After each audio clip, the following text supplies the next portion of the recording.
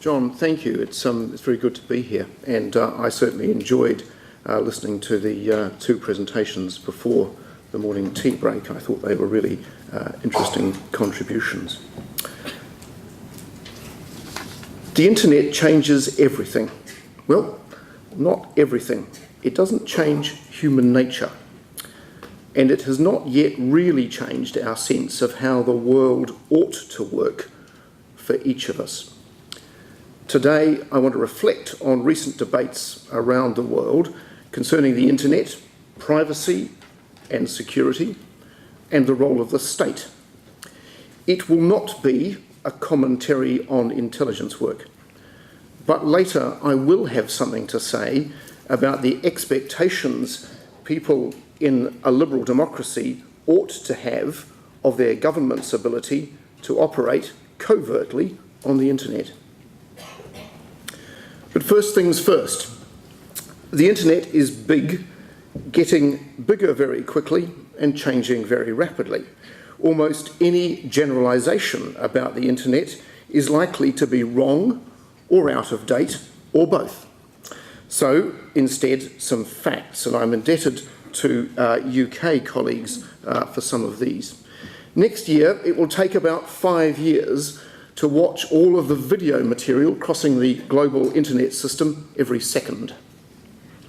Today, every 60 seconds, 204 million emails are sent. 47,000 apps are downloaded.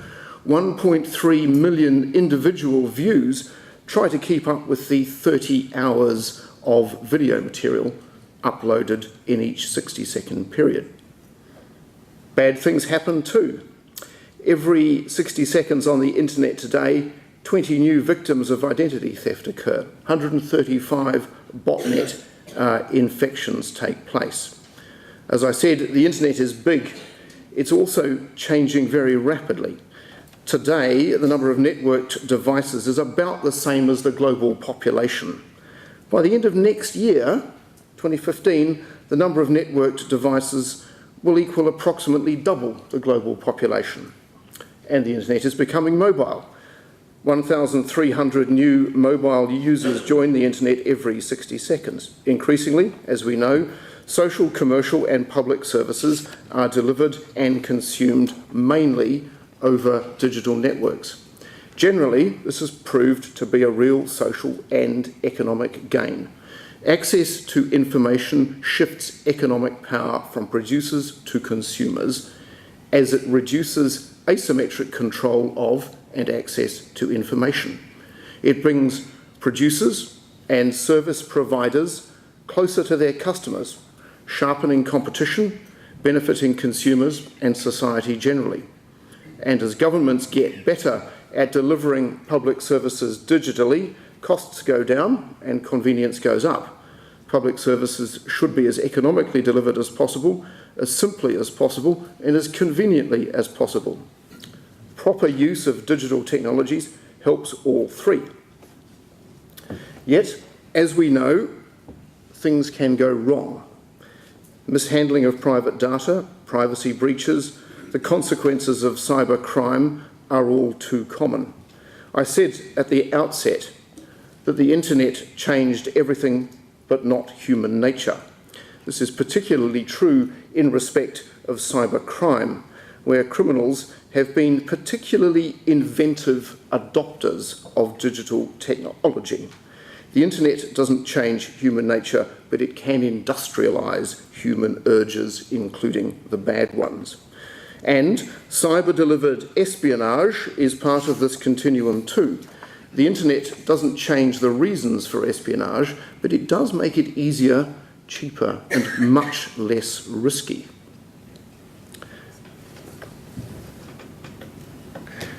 There is also then the question of surveillance, which has become a controversial issue in Western countries.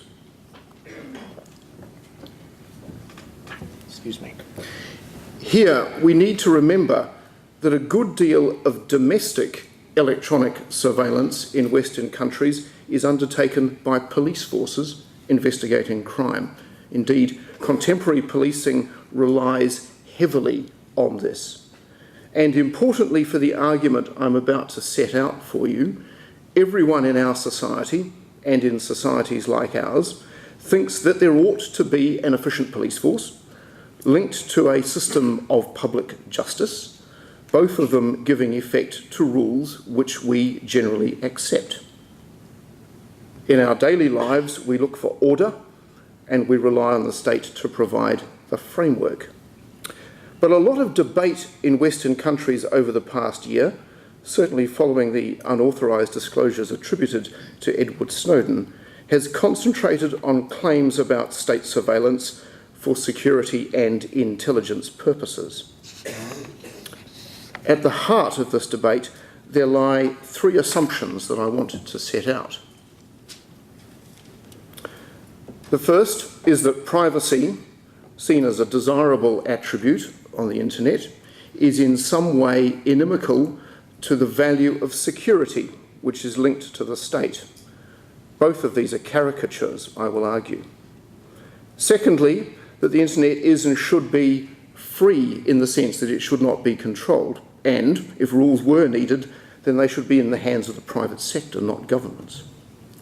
And finally, there is the conspiracy theory that argues that if governments have technical capacity, they will use it, even if it's not lawful or proper, and that the solution to this is greater transparency. The fundamental claim here is that transparency would solve a trust gap. I'm going to argue that that's wrong.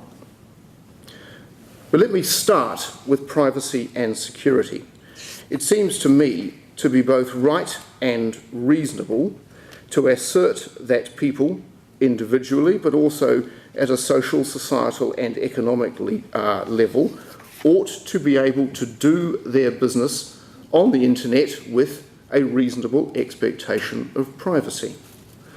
I would add that to get the benefit of privacy, people will also expect to be able to have an expectation of authenticity, to be able to assert their identity and have confidence in the identity of others.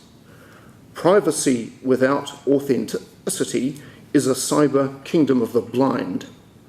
Identity matters in all human interactions. Who wants to intrude on our privacy? Well, some of the threats are clear. Cyber crime, including identity-based crime.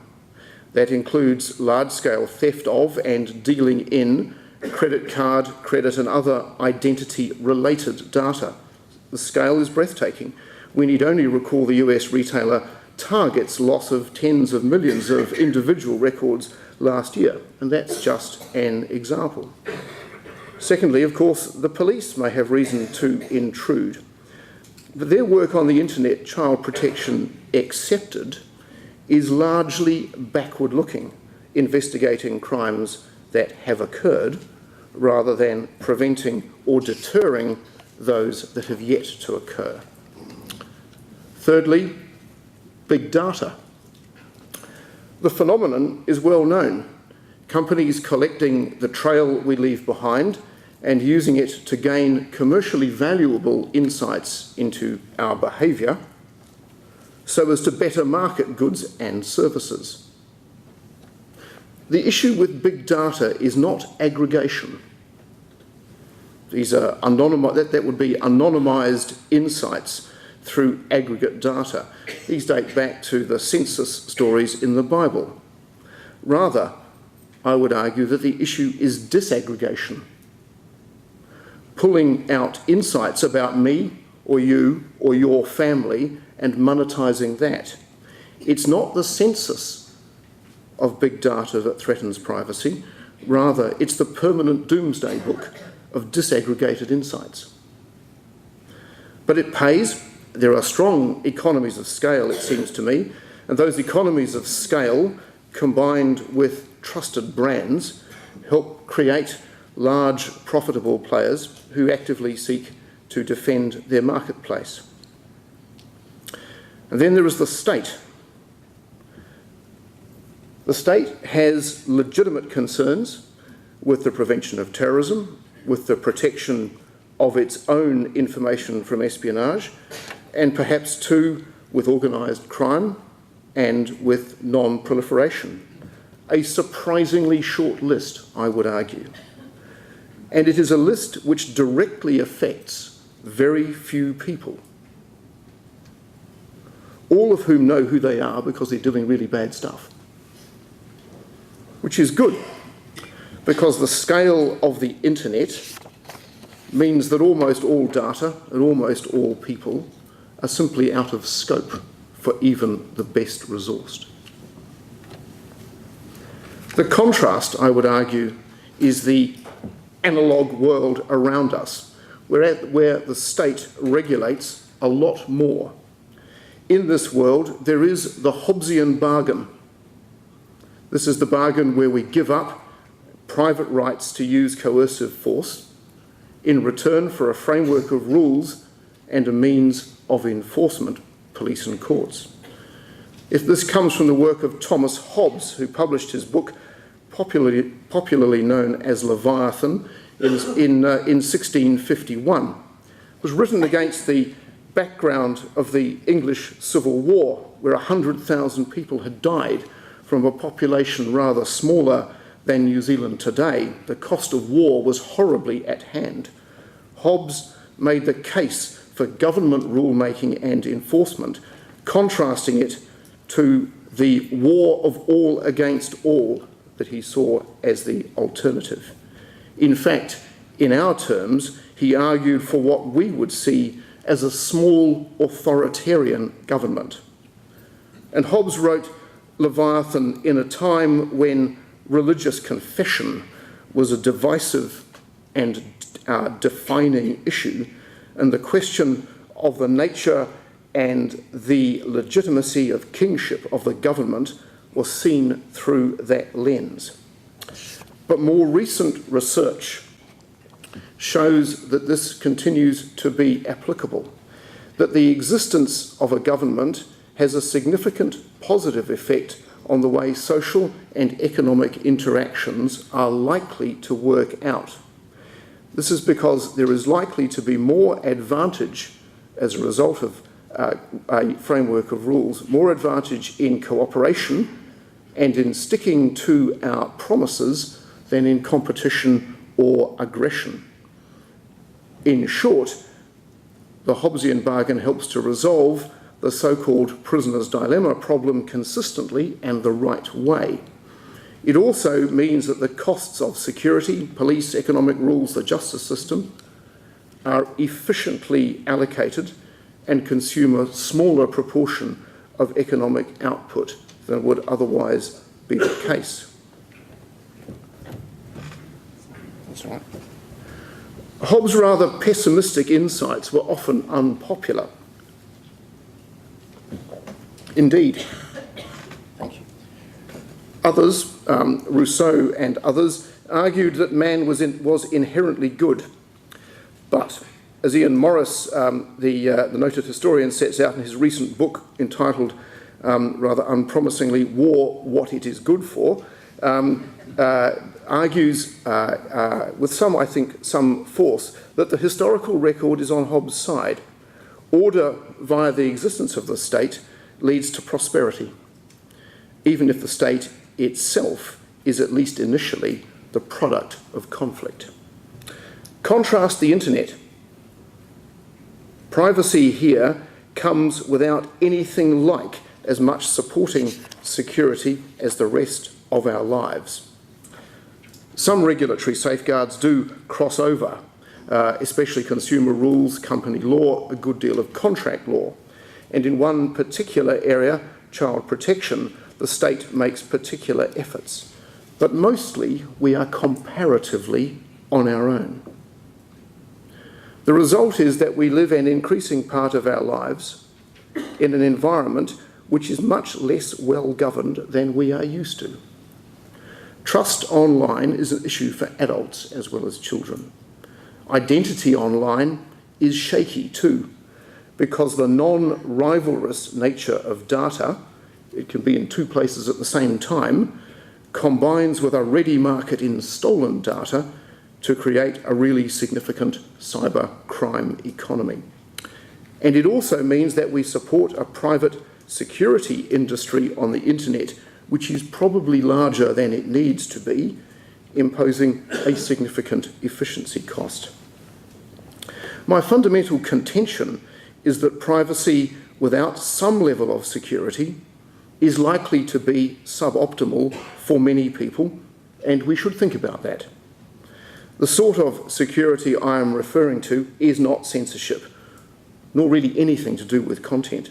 Rather, it is the kind of framework of law and order supporting our ability to go about our daily lives, which we have built up so painstakingly and painfully in the rest of the world, really since civilization began.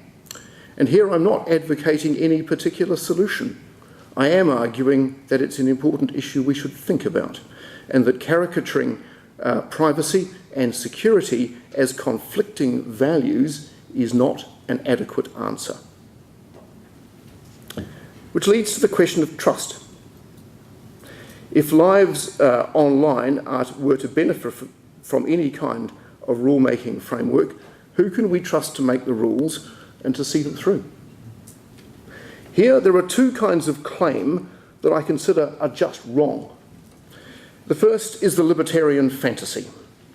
If only governments were kept out of things, everything would be okay, and human potential fulfilled. It's a fantasy, because the unspoken premise is that human nature can be made better just because we all agree to be better, or because we hope that the unfettered internet will allow us to return to a state of grace. This, as the contemporary philosopher John Gray points out, is a redemption argument, i.e. a Christian one, taken entirely out of context. Human nature is unlikely to be changed by the internet, but its expression can be made more efficient, so that more good stuff can get done and more bad stuff too. The second is the paranoid fantasy, that if there is any level of public oversight of the internet, the state will be looking at everything I do. This is, I fear, the teenage boy nightmare. Will mum find out what I get up to in my room? There's an easy but perhaps unpalatable answer. Remember the scale of the internet? Over 200 million emails every 60 seconds. No state has the resources to really monitor that, even the most fearful. This is my earlier point about scale. Chairman Mao once said, "The gorilla moves through the people like a fish through water." The state wants to catch fish. That's the handful of people doing really bad things, not just thinking mildly progressive thoughts. They know who they are. If you don't know that you're a fish, then you're water, and we don't care.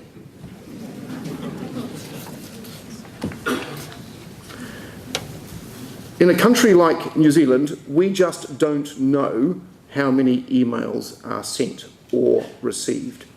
We do know from published industry data that it would take 130,000 people just to listen to New Zealanders' phone calls and read their SMS messages. Not doing anything with those calls or those SMS texts, just listening and reading. If the task was given to GCSB, it's clearly not one of our tasks, our salary budget alone would need to be 100 times today's total budget. Even if you don't want to trust the state, you do need to know that its arms are short and the internet is big. So back to Hobbes, who also actually argued in favour of censorship, which is explicitly not an argument I accept or advance. There seem to me to be 3 points we need to consider.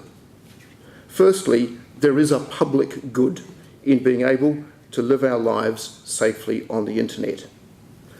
Safely means with a reasonable prospect of being able to avoid loss of our identities, becoming the victims of crime, and being confident that bigger threats like organised crime are being dealt with. That means there needs to be some rule enforcement. I would also argue that, as much as we could, it should mirror the standards that we already expect in our daily lives and in the commercial world. Secondly, that needs to be balanced by some assurance that providing for our safety is not a substitute for censorship or onerous intrusion, the thin end of the wedge argument. Democracies are actually quite good at this sort of balance, I would argue, and the system needs to be looked at regularly. There needs to be a bit of tension between its components to provide assurance. It's always right to ask if that balance is right and to expect it to change over time and with experience. This is another aspect, I think, of the trust point. The internet is a competitive place. Small, transient knowledge advantages can yield great gains. The whole cybersecurity industry monetises our need to hire folk whose knowledge is only slightly behind the inventiveness of the bad guys.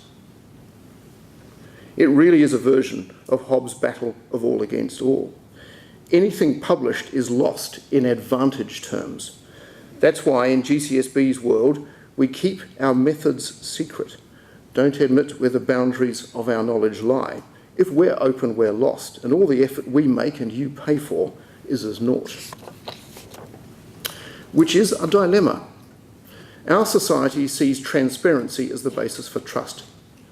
Yet full transparency as to how we go about protecting society on the internet is fatal to the enterprise. So, how do we get enough trust to make any sort of government presence on the internet acceptable without undermining the whole thing? That becomes an important debate about oversight systems. The point I'd make is that we have to accept that the question is both valid and capable of a solution. I should also say that trust and transparency are opposite values, not complements. The direct solution to a trust deficit is not transparency, but to fix whatever the root cause might be of the trust deficit. Transparency is helpful for accountability, contestability of policy and execution, and governance generally, all of which may well make public institutions more effective, comprehensible, more customer-friendly, and therefore more trusted. But it's not a direct remedy if trust is the primary issue. And so, as Lenin said, what is to be done? And by whom? For most of us, for our businesses and our communities, the internet is probably undergoverned. The Hobbesian bargain we've worked out on the streets needs to be matched online. Relying on luck that I won't be a victim or on private providers of security is both risky and inefficient. What if we do nothing? After all, the internet's big, bigger than any state can singly expect to manage. There is little consensus in our society about more involvement for the state on the internet, and larger countries than ours are just as conflicted. The prospect of any sort of global consensus must seem fanciful. But the internet changes things, and it leads to evolution and experimentation. And here, interestingly, very big private companies are able to operate at effective scale online, and in return for monetising our data, are able to provide a measure of order, if not security. History shows that early states worked this way too. They've been called fixed bandits, taxing people to pay for the armies they use to keep order, and learning along the way not to tax too much too soon. We might be at the start of the genesis of a new kind of Hobbesian bargain as corporate states compete with each other and with territorial ones. Are we happy about that? It's a debate I think we might want to have. And finally, a word about the day job.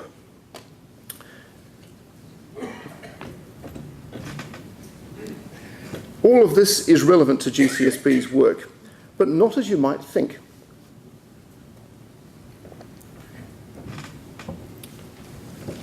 Events over the past 2 years, both in New Zealand and globally, as a result of the disclosures attributed to Edward Snowden, have raised important questions about the expectations citizens in a liberal democracy should have of organisations like GCSB. They deserve an answer. That question is narrower than the broad privacy and security question I've been considering so far. But it is an important question, not least because it begins to unpack the impact the internet is starting to have on relations between states. Indeed, just as the internet means we need to rethink the Hobbesian bargain between the state and people, the internet also forces us to review the nature of international relations. It calls into question some of the fundamental principles of sovereignty, territoriality, and coherence of national identity reflected in the principles of the Treaty of Westphalia, 1648. That's a whole topic by itself, perhaps for another time. For the remainder of today, however, I want to reflect on the narrow question: what should the government and people of a liberal democracy expect from a 21st century cryptologic organisation like GCSB? My analysis is based on two assumptions.